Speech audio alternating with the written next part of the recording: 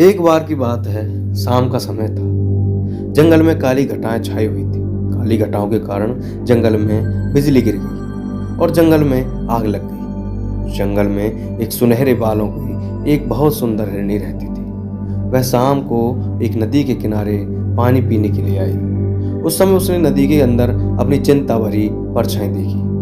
उसके चेहरे पर चिंता दिख रही थी, क्योंकि जंगल की आग में उसका घर जल चुका था और उसे अपने बच्चों को जन्म देना था। वह हिरनी 3 महीने से प्रेग्नेंट थी और उसे प्रसूति का दर्द भी होने लगा था। तभी उस हिरनी ने सोचा कि वह अपने बच्चे को जन्म इस नदी के किनारे ही कहीं अच्छी जगह पर दे दे।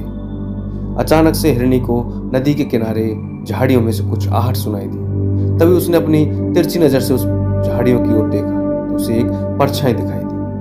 उस झाड़ियों में एक शिकारी शिकार करने के लिए अपनी बंदूक में गोलियां भर रहा था। वह उस हिरनी का शिकार करने की सोच रहा था। हिरनी पहले से ही बहुत घबराई हुई थी और उस शिकारी को देखकर और घबरा गई।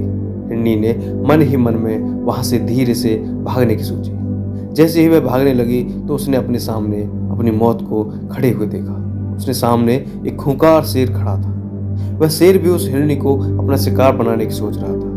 हिरनी ने चारों तरफ देखा, जिसमें एक तरफ वह शिकारी, दूसरी तरफ शेर, तीसरी तरफ जंगल की आग और चौथी तरफ वह नदी। हिरनी चारों तरफ से गिर चुकी थी। उसने मन ही मन सोचा, इस नदी को पार करना उसके बस की बात नहीं। पीछे जंगल की आग है। एक तरफ शिकारी उसका शिकार करेगा और एक तरफ शेर उसे अपना भोजन बनाएगा। हिरनी ने बहुत सोचा अपनी जान बचाने के लिए, लेकिन कोई रास्ता नहीं मिला। फिर हिरनी ने मन ही मन सोचा कि मरना ही है तो डर की किस बात की, मौत चारों तरफ है, अब तो शान से मरेंगे। मानो उस हिरनी का दिमाग सटक गया था। ऐसा सोचकर हिरनी सीना तानकर शिकारी के सामने खड़ी हो गई और आंखें बंद करके भगवान से इस जीवन के लिए शुक्रिया करने लगी और जीवन दान मांगने लगी। तभी शिकारी अपनी बंदूक में गोलियां भर चुका था और वह बंदूक को हिरनी की तरफ करके कंधे पर बंदूक रख हिरनी को निशाना बना ही रहा था कि एक अजीब सी घटना वहां पर घटी।